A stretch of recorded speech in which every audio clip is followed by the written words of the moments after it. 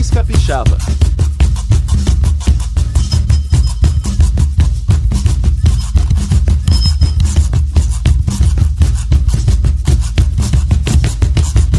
Espírito Santo, eu nasci nesse lugar. Olá, saudações, pocantes, aqui direto do estúdio 42B, eu sou o Vitor Taveira, esse é o Raiz Capixaba, programa mensal do Século Diário sobre cultura, história, ecologia, memória e identidade do Espírito Santo. Siga nossos canais aí no YouTube, nas plataformas de podcast, curta, comente, compartilhe e apoie a imprensa alternativa, a imprensa independente. E também acompanhe seculodiario.com.br com as notícias diárias, né, sobre o Espírito Santo. Hoje o nosso programa traz como papo, né, principal o patrimônio histórico e cultural de Vitória, capital do Espírito Santo. Vamos falar de uma forma diferente, né? Estamos falando de um jogo que foi criado por professores para ser usado nas escolas, também em casa. Enfim, é o jogo Vitória, Jogo do Patrimônio, que é esse aqui, ó, que está na minha mão. Tem várias cartinhas muito interessantes. E já está, né, chegando nas escolas, está disponível também na internet para ser baixado, impresso. Você pode também produzir em casa. Lembrando que ele tem aqui, né, inclusive, em braille, o jogo, né, que está nas escolas, né, incluindo aí a acessibilidade. Convidado para falar um pouco sobre esse projeto é o Volmir Alcântara, que está aqui, também é professor, né, como muitos dessa equipe que compôs o jogo. Bem-vindo, Volmir, queria que você contasse para a gente um pouco como é que surgiu, né, a ideia de realizar esse jogo. Obrigado, Vitor. Obrigado pela oportunidade da gente conversar aqui. Fico bastante feliz. Na verdade, esse jogo nasceu de uma demanda, né, que nós, professores, temos, assim, no sentido de ter mais materiais ligados à nossa cultura, nossa história, nossa memória. E também a percepção de que os nossos alunos, eu sou professor do ensino básico, os nossos alunos, eles têm interesse em conhecer mais sobre a nossa cultura e muitas vezes, quando eles passam por monumentos, por espaços públicos na região de Vitória, muitas vezes há essa curiosidade, assim, do que se trata, ou por que aquilo está ali, ou quem foi determinado nome que deu origem àquele busto, àquele monumento. E aí, a partir dessa percepção, nós começamos a pensar que seria legal desenvolver um material mais lúdico para que eles pudessem jogar e se divertir na escola e também aprender. E aí, esse é um projeto que é feito, como você bem lembrou, né, por professores. O proponente do projeto, que é um projeto da Lei Rubem Braga de Vitória, feito com o patrocínio da Lei Rubem Braga, foi o Felício Molinari, que é professor de filosofia. Eu sou professor também de língua portuguesa e literatura. A Franciele Noia, que também é professora de português e literatura. O Felipe Gazi, que é professor de matemática e trabalha com formação de professores na CEDU atualmente. Então, nós nos unimos aí, nós já temos, né, um coletivo, que é um grupo de professores que produz material, tanto jogos como também curtas, vídeos educativos, chamado Coletivo Quadro a Quadro. E aí, dessa união, saiu o Vitória Jogo do Patrimônio. Pois é, vou até, aproveitando, né, deixa, o jogo está disponível no site coletivoquadroaquadro.com.br/jogos. Então, você entra lá no site do Coletivo Quadro a Quadro, vai encontrar para baixar e você imprimir em casa, tanto colorido como preto e branco, tem as duas opções, né? E vou mostrar aqui, né, o pessoal que está aí ouvindo pelo Spotify, podcast, Sim. Não vai poder, mas no YouTube está vendo, a gente também Sim. Transcreve aqui, né, inclusive para quem, né, não tem visão e tudo mais. Claro. A inauguração do Sambão do Povo, que é a carta que está na minha mão aqui, né? Uhum. E para você ver, ela tem de frente um desenho. Quem fez o desenho? Foi o estúdio Comboio Arte Studio. Comboio Arte Studio fez o desenho, que tem um desenho do patrimônio que está sendo retratado. Estamos falando de patrimônios materiais e imateriais, isso, né? Sim, aqui no caso é mais patrimônio material mesmo. Principalmente, né? Principalmente. A premissa do jogo é como você está levantando, né? Tem, de um lado da carta tem o nome do patrimônio, uma ilustração que remete ao patrimônio e atrás a gente tem a data e uma pequena descrição, um pequeno comentário sobre o patrimônio. A graça do jogo, então, né, a premissa, né, é qual? É como se fosse um jogo de linha do tempo, né? Cada jogador recebe um certo número de cartas, dependendo do número de jogadores, e ele vai colocando sobre a mesa uma carta. Aí a primeira carta, né, é a carta com uma data específica, por exemplo, 1912. O próximo jogador, dentre as cartas que ele tem, ele vai escolher uma carta para decidir se ela fica antes ou depois daquela carta de 1912. Você vai formando assim uma linha do tempo. Vai formando uma linha do tempo. E aí o jogador que acerta, ele se desfaz daquela carta, ele está mais próximo de ganhar o jogo. Se ele perder, aquela carta fica lá, mas ele é obrigado a comprar mais uma carta do monte. A ideia é que... A carta fica, mas você vai reposicionar ela, se ela errar, né? Para formar essa linha do tempo. Perfeito, para formar a linha do tempo corretamente. E aí a ideia é nós começamos a entender como é que os nossos patrimônios, né, esses bens culturais, materiais, eles se formaram numa linha do tempo. Quer dizer, tem bens que são muito antigos, que são da época, né, de 1700, 1800, uma época do Império ainda, enquanto que há bens que já são bem contemporâneos nossos. Né? O professor de história pira, né? Com essa linha do tempo aí, você pode contar um pouco da história. Eu tô falando assim, porque tem patrimônio material, para ter uma ideia aqui, ó, inauguração do São João do Povo, que eu mostrei, a inauguração do Teatro Glória, do Parque Moscoso, do Tancredão, da Casa do Turismo Capixaba, essa já é bem recente, que é ali no... Quer dizer, é um edifício antigo, só que a carta está da inauguração da Casa do Turismo, que é ali no Saldanha da Gama, que foi inaugurada, vou até abrir aqui, ó, 2022, ano passado. Mesmo. Perfeito. Né? Aí tem o fim da construção da Basílica de Santo Antônio, a ponte Ayrton Senna, eu lembro, eu era criança nessa época, eu lembro quando foi cruzado e tal, né?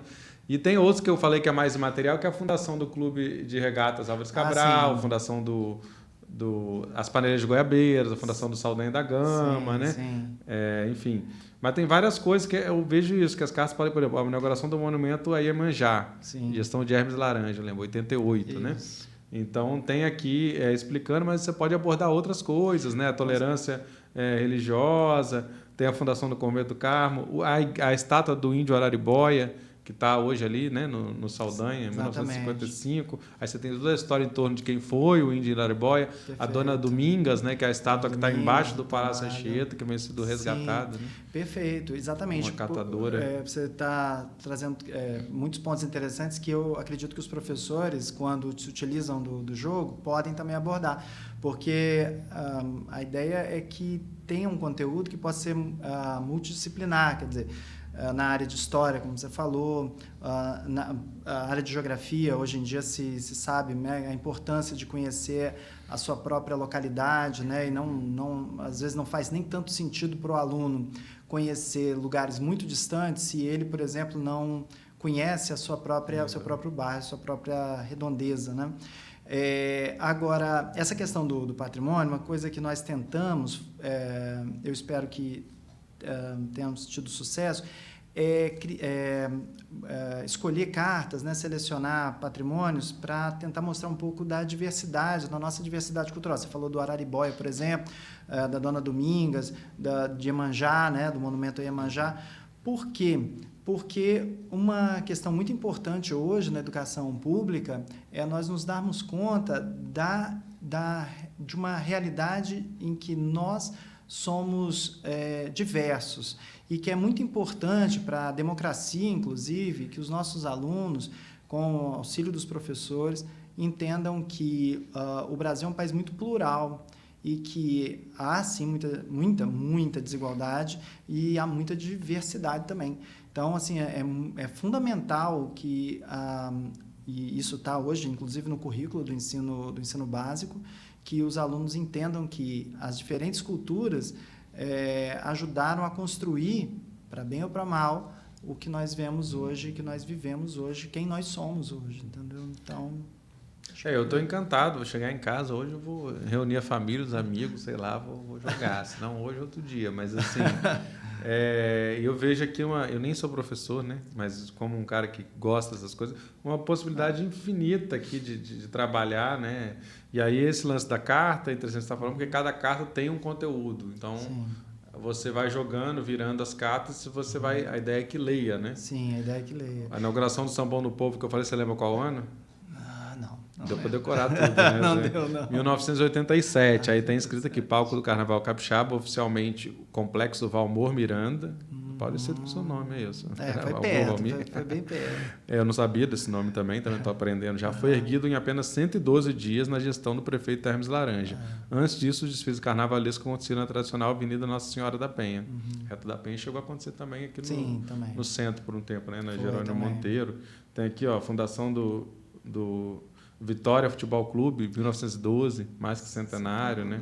É o time mais antigo do Espírito Santo, possui 9 títulos estaduais e conta com a participação na Série A do futebol brasileiro em 77. Sua sede fica no estado de Salvador Venâncio da Costa, em Bento Ferreira. Então, assim, a ideia é a galera aí. Não, e também é aquela coisa, né?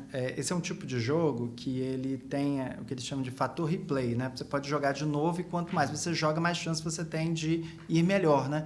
Então, quem é muito competitivo, como algumas pessoas que, né, assim, eu conheço, e eu lembrei da Franciele aqui, que fez o jogo, que é muito competitiva, mas eu tenho muitos alunos competitivos também. Então, assim, eu imagino que seja parte da graça você jogar outra vez, e aí quanto mais você joga, mais você também assimila aquilo. E ele pode... Não vale ficar lendo não, hein, galera? Pois é. Ou vale, né? Só que é competição desleal. Não, e tem isso também. Que você vai se informando, né? Acho que essa é a ideia. Vai se formando e entendendo, né, que a gente, né, tem uma cultura bem rica e diversificada. Você lembrou, né, no começo sobre o jogo também está disponível no site, né? Então, por exemplo, esse jogo está nas escolas do município de Vitória. Nós também estamos oferecendo a professores que entram em contato conosco, a gente disponibiliza também. Se, inclusive, houver algum professor que esteja nos assistindo e quiser, pode conversar conosco lá no nosso Instagram do Coletivo Quadro a Quadro. Tem o direct, você pode falar, pode dizer e tal, gostaria de obter um exemplar, a gente corre para oferecer também. E mesmo e aí caso, né? Pode ter reedição futura, né? Quem sabe também. Seria ótimo, até atualizada, né? Com mais. Exato. Né? Mas se você não tiver esse jogo em papel, se você quiser, você pode entrar no site e fazer o download do material, do livro de regras, e imprimir tudo. Pode imprimir em preto e branco, pode imprimir colorido, como você quiser. A graça do jogo já impresso é que ele tem em braille também, como você lembrou, que é interessante, né, como recurso de acessibilidade, e aumenta, né, amplia o público do jogo. Né? Você está lembrando aí de todos esses monumentos? Assim, uma grande dificuldade que a gente teve foi tentar ser o mais acurado possível. Então, passou por umas 3 ou 4 leituras até chegar nessa versão final. Inclusive, depois que chegou, ainda algumas pessoas revisaram e sugeriram, né? Nós, com bastante cuidado. E nós tivemos um interesse assim, de fazer uma brincadeirinha com os títulos, porque nem todos os monumentos têm o título de inauguração. Alguns têm início da construção, inauguração, abertura, ou, por exemplo, as Paneleiras de Goiabeiras, né? A nova sede das Paneleiras de Goiabeiras, que aparece aí já essa versão que a gente conhece hoje. Então, isso são pegadinhas, né, que são interessantes também. Porque a nova Ponte da Passagem. A nova Ponte da Passagem, bem lembrado. O fim da construção do chafariz da Capixaba. Sim.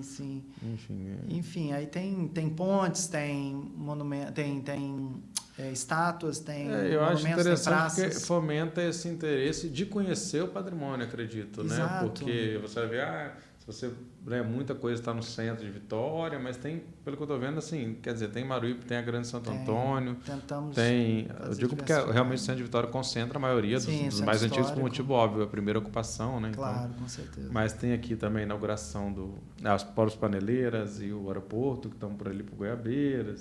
Sim. Enfim, eu estou aqui mexendo aqui, ó.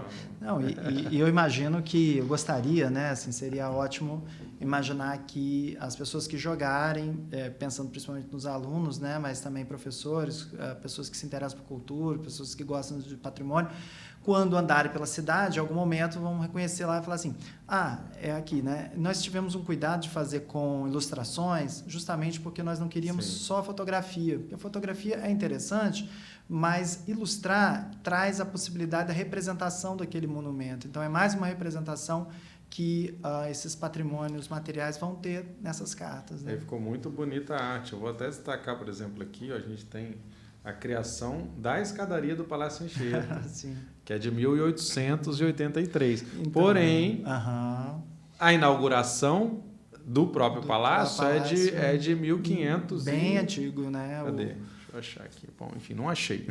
Não, mas é de 1500 e pouco, exato. Ou seja, eu nunca tinha parado para pensar de que a escadaria... feita em partes. Que a escadaria vem depois, né?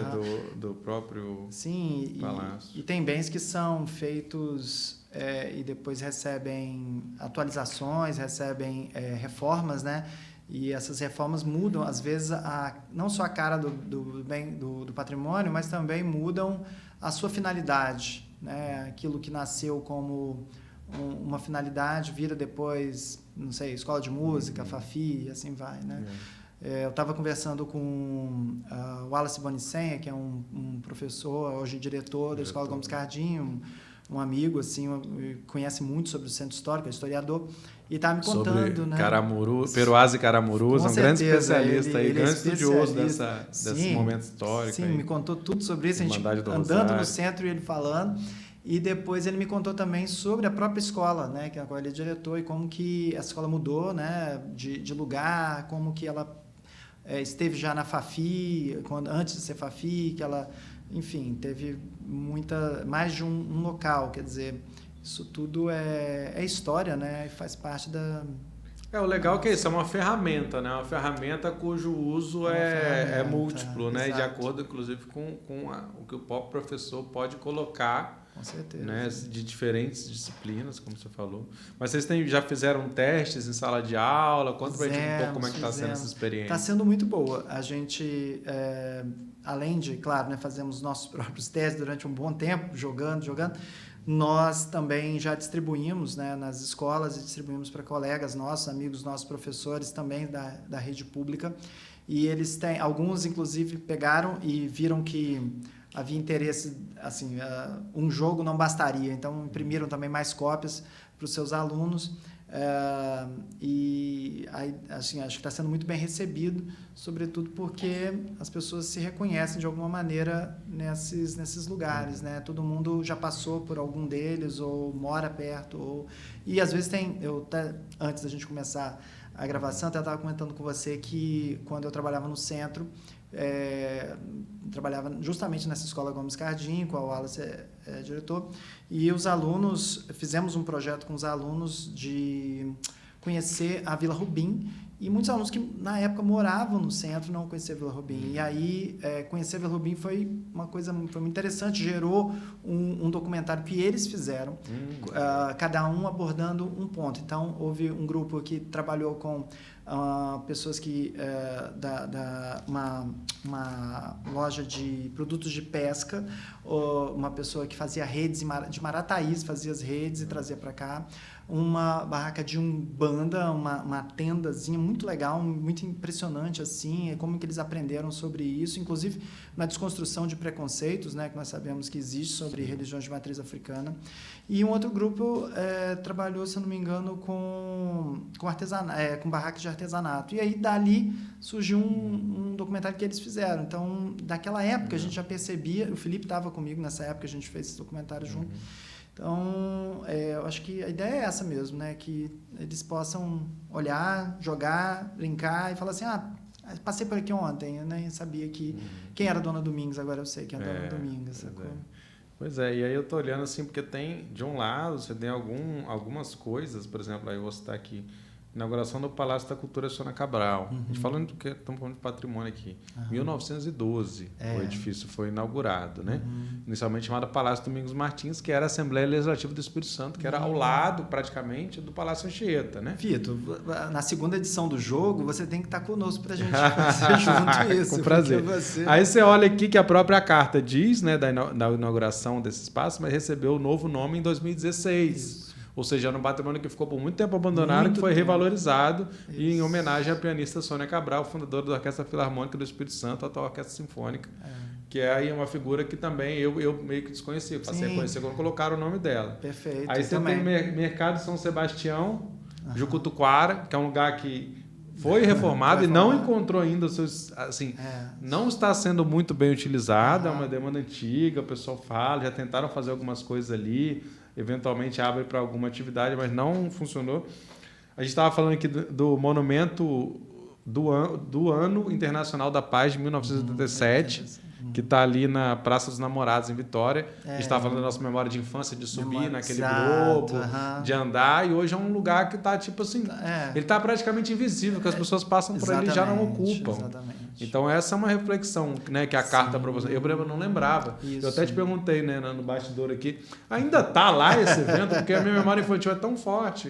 E eu lembro de ter passado recentemente e tipo, vi aquela coisa tão morta, sem utilização, e ela tinha, acho que ela tinha até água em torno, né, algo assim. Realmente, é isso aí. Mas que merecia um olhar mais atento, né, enfim. Sim. Eu acho que é interessante também nesse sentido, né, de promover alguma... Uma reflexão, né, sobre... Porque alguns também, né, bens acabam ficando um pouco esquecidos, né, e...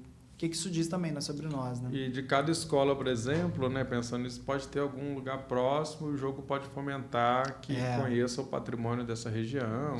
Ou inclusive que traga outros patrimônios, né? Enfim, que gere uma reflexão. Com certeza, uma nova edição do jogo e com outros patrimônios. Os próprios alunos também podem fazer suas cartas. Olha, essa sabe, ideia. Né? Olha, vou levar essa ideia lá para o coletivo, que é muito boa. Enfim, eu vejo Exatamente. possibilidades e mostra também assim traz também esse aspecto de a capacidade e possibilidade dos professores, né, criarem, refletirem e se debruçarem sobre novas práticas pedagógicas, novas ou até antigas, né? Jogo de carta não é algo antigo, mas aplicado à educação e para além dela, porque também entra na educação informal, né? Pode ser fora da sala de aula esse uso. Perfeito, claro. E também do fomento à cultura, né? Porque foi feito via o edital da Lei Rubem Braga, que estava há muito tempo parada, né? E agora volta e já vai... Não é. Talvez por isso esse olhar sobre a cidade também, né, de Vitória, porque é um edital municipal, né? É um edital municipal.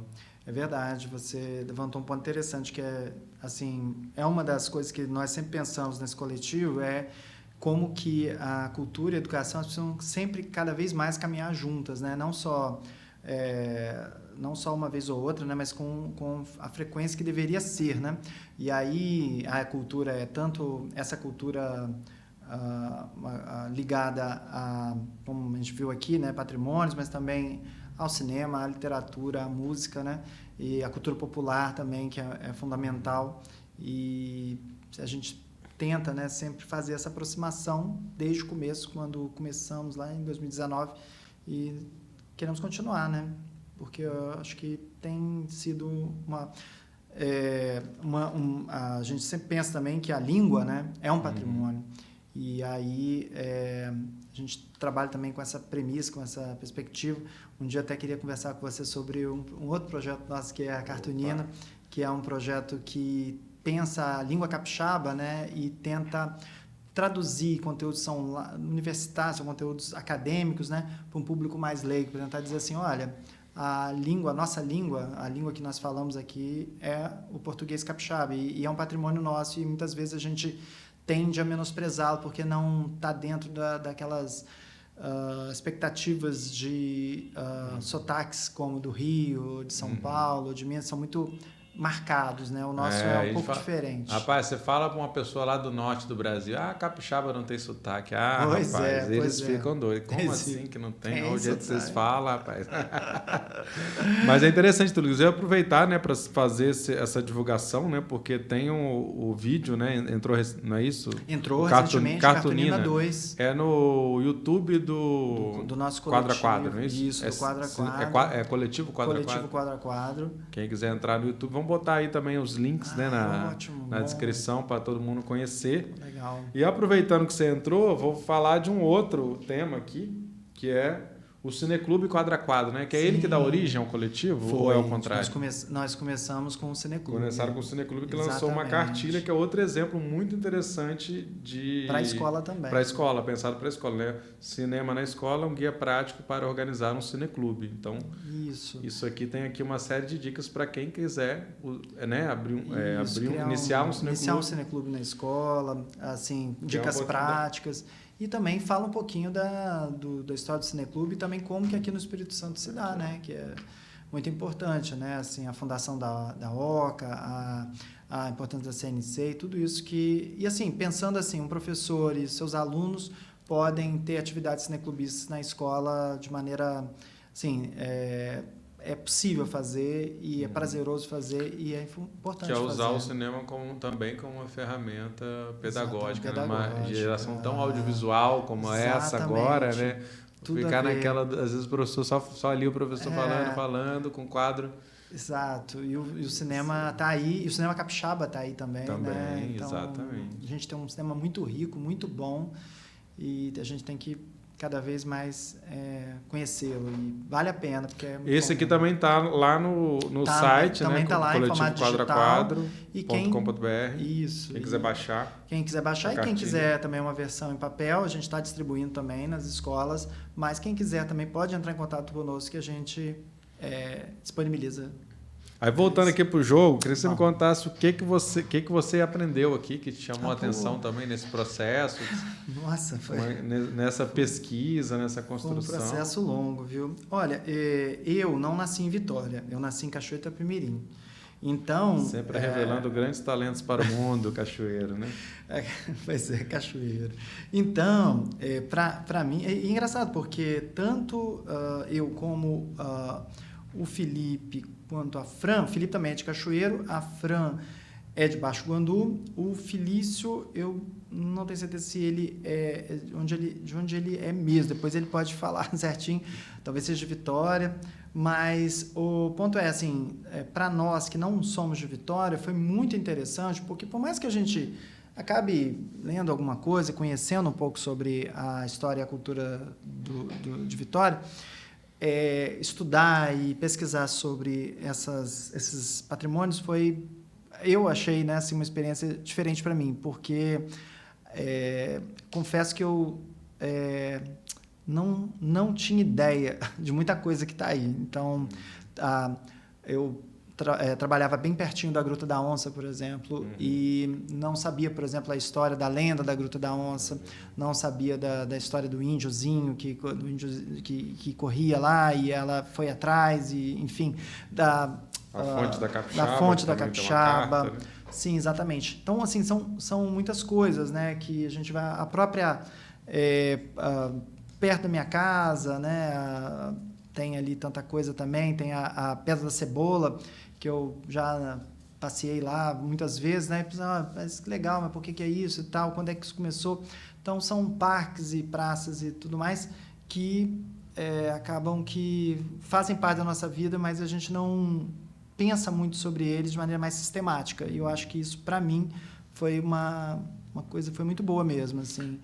Aí você tem elementos tipo assim, a Catedral, o Teatro Glória, elementos assim que dizem muito desse momento de construção, isso. Tanto no sentido arquitetônico, como no sentido, às vezes, de político, de sentido, quem que era o governador, quem que era o prefeito, o que ele pensava, como isso entra numa estratégia. A Praça Costa Pereira, ela era um pântano, né? Aquela Sim, região. Exato. Não, uma coisa tão interessante também é que você falou, porque, por exemplo, há muitas igrejas dentro desses monumentos. Muitas igrejas. Isso diz muito sobre nós também, né? Que nós somos uma sociedade bastante religiosa, cristã, né? Que valoriza esses espaços, né?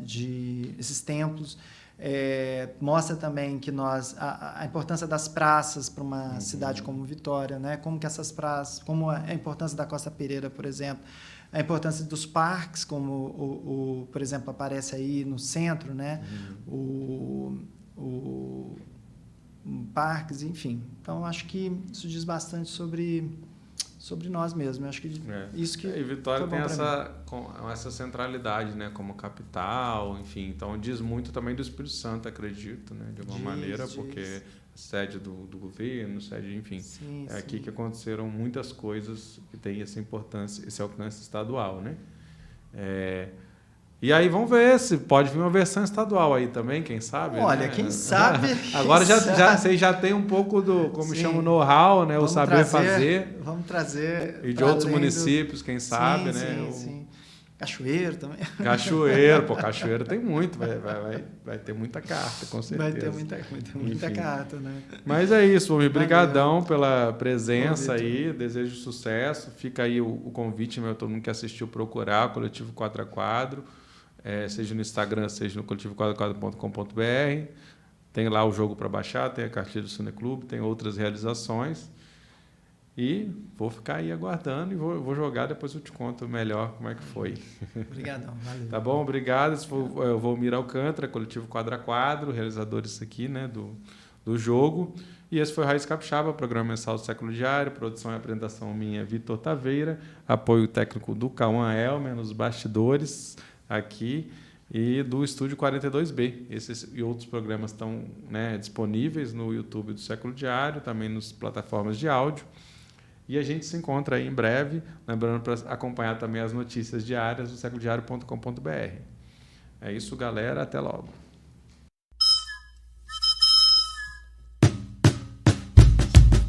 Raiz Capixaba.